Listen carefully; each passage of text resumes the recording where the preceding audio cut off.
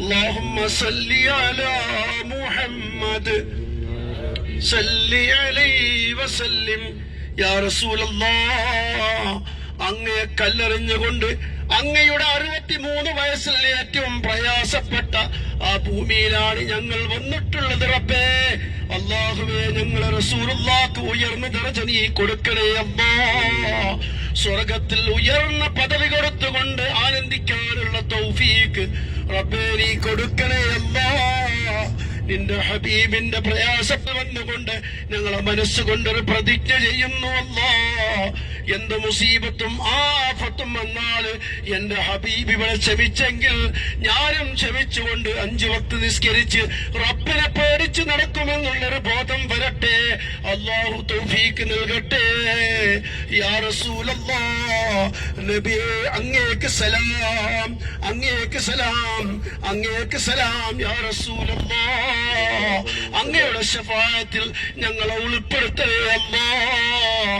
الشفاعة هب لنا في القيامة مشفقا واغلنا إلا يا سيدي خير النبي. എന്റെ ഹബീബായ നബിയെ, അങ്ങ് ഒരുപാട് അകലയിൽ നിന്ന് അങ്ങയുടെ പരിശുദ്ധമായിരിക്കുന്ന മക്കയിലും മദീനയിലും അങ്ങയുടെ റൗദയിലും ഉദ്ദേശിച്ച് വന്നവരാണ് ഞങ്ങൾ. ഒരുപാട് പ്രയാസങ്ങളുള്ളവരാണ്, ദുഃഖമുള്ളവരാണ്, വിഷമമുള്ളവരാണ്. എല്ലാം നീ തീർത്തു തരണേ അല്ലാ. വിഷമങ്ങൾ തീർക്കണേ അല്ലാ, ദുഃഖങ്ങളകത്തണേ അല്ലാ. മരിച്ച കുടുംബാദികൾക്ക് മർഹമത്ത് നൽകണേ അല്ലാ. ജീവിച്ചവർക്ക് വേണ്ടി ജീവിച്ചിരിക്കുന്നവർക്ക് ദീർഘായുസ്സും ആഫിയത്തും ആരോഗ്യവും നൽകണേ അല്ലാ. ഈ സിയാറത്തുകൾ, സന്ദർശനങ്ങൾ അല്ലാഹുവേ ഞങ്ങളെ മക്കളെ സ്വാലിയാക്കാൻ ഒരു കാരണമാക്കണേ അല്ലാ. ഇവിടെ ഒരുപാട് പേര് ഹദിയകൾ, സംഭാവനകൾ ചെയ്തിട്ടുണ്ട്. എല്ലാം നീ കബൂലാക്കണേ അല്ലാ. നിന്റെ തായിഫിന്റെ മണ്ണിൽ എന്റെ ഹബീബ് കരഞ്ഞു കരഞ്ഞും റബ്ബിനോട് ദുആ ചെയ്തതാ. അല്ലാഹുമ്മ ഗ്ഫിർ ലി ഖൗമി ഫഇന്നഹും ലാ യഅലമൂൻ. എന്നെ കല്ലെറിഞ്ഞ് എന്നെ എത്രത്തോളം ശല്യപ്പെടുത്തി ദ്രോഹം ചെയ്തവരൊന്നും ചെയ്യല്ലല്ലാ.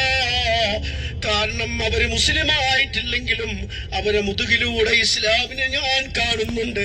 അവരുടെ മക്കളെങ്ങാനും മുസ്ലിമാകുമല്ലോ, അവരെ നശിപ്പിച്ചാൽ അതോടെ കഴിഞ്ഞില്ലേ. അതുകൊണ്ട് അല്ലാഹുമ്മ ഗ്ഫിർ ലി ഖൗമി ഫഇന്നഹും ലാ യഅലമൂൻ. എന്റെ സമുദായത്തിന് നീ പുറത്തു കൊടുക്കണമേ എന്ന് ലോകത്തിന്റെ ഗുരു മുഹമ്മദ് മുസ്തഫ സല്ലല്ലാഹു അലൈഹി വസല്ലം പഠിപ്പിച്ച